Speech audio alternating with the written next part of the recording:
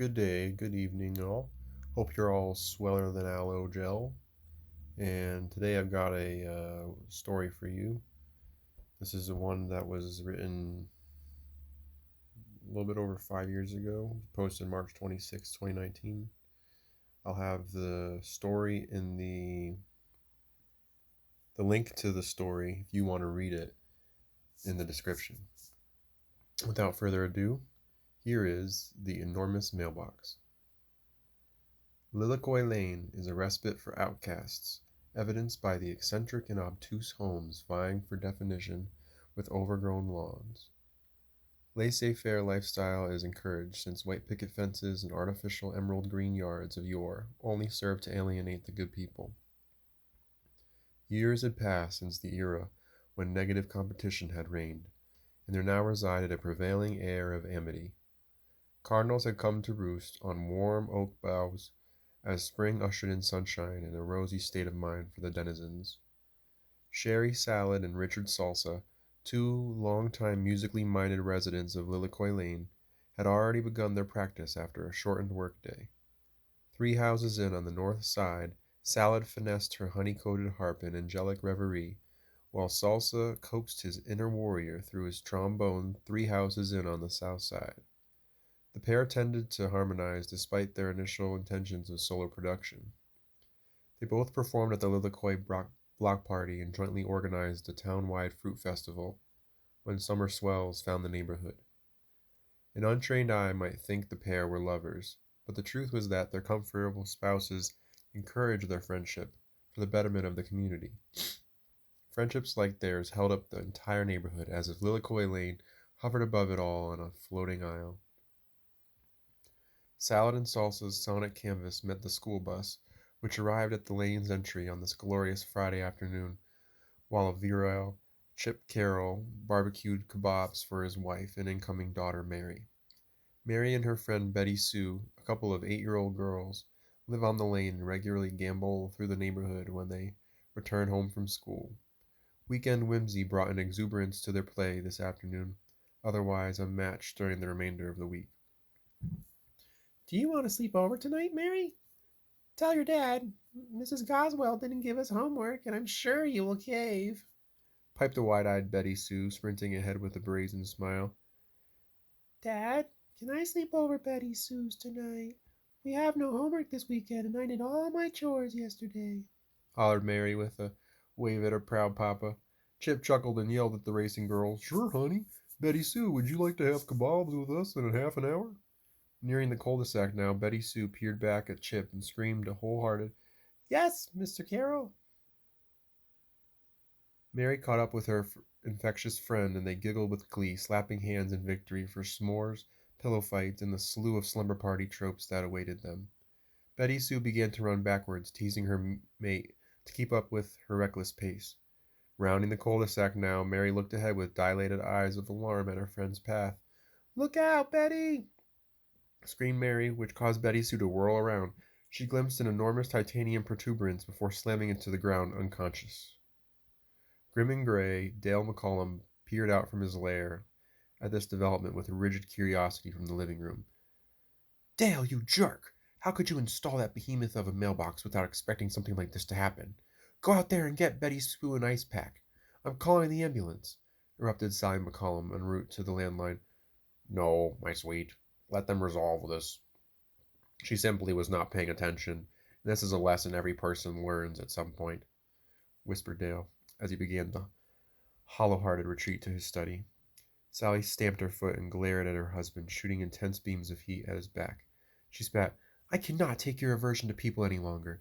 We are getting a divorce, and you can die a hermit for all I care. The door slammed behind her as she rushed out to Betty Sue's aid. His eyebrows raised a fraction, and there was the tiniest gap visible between his lips. But Dale's divorce from human emotion was well established. The owlish man took a job delivering packages when he was fresh out of university, and never strayed from the monotony over 30 quiet years. He was used to placing packages on stoops and porches without stirring a rodent. From the road, he evaluated homes and the possibility of human interaction as a CIA agent might inspect the nuances of a suspect from afar. People eagerly anticipated packages from time to time, and when he scanned the heat signature of a person bursting at the seams to receive their goods, he exited stage left for a while. Dale knew how to bide time. He would gaze feverishly out at trees, hoping squirrels and birds would skitter and flutter to and fro to entertain him during these frustrating lapses. Once the threat of contact had subsided, he slinked on back to the target abode from the angle which provided the greatest obscurity for his vehicle. Deftly, he speedily walked to the front door, placed the package, and faded back to his hearse of solitude. The mailbox was an idea, a firm denial of the sociable life he scoffed at, that was formulated after years of enduring amicable package delivery to his door. Years of growing increasingly aghast time after time at all the people in the same line of work as him who gleefully greeted people left Dale with no choice but to design the monstrosity.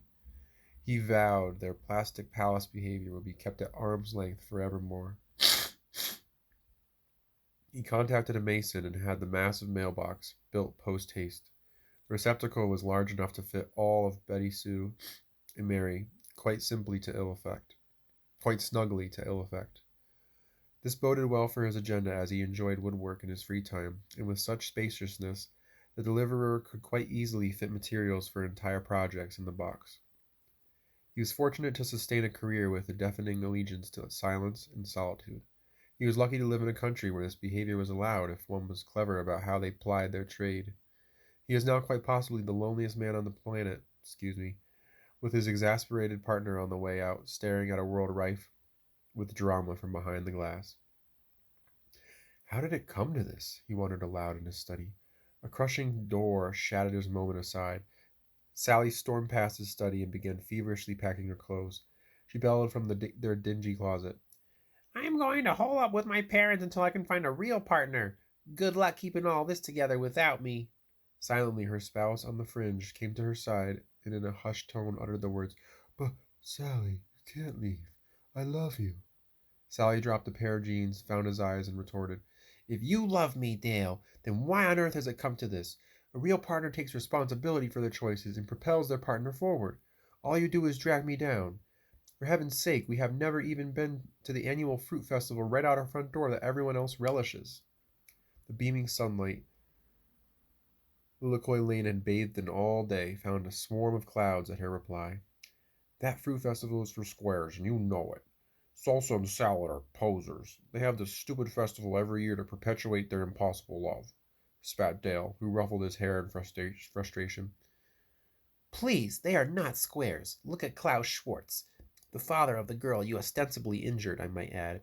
He helps us every year with the leaves, and he always has witty things to share. Just because you don't entertain his conversation surely does not make him a bland person. Claus is an arrogant prick. He's a good guy, sure, but he's simply the alpha male who is making sure the pack is in line.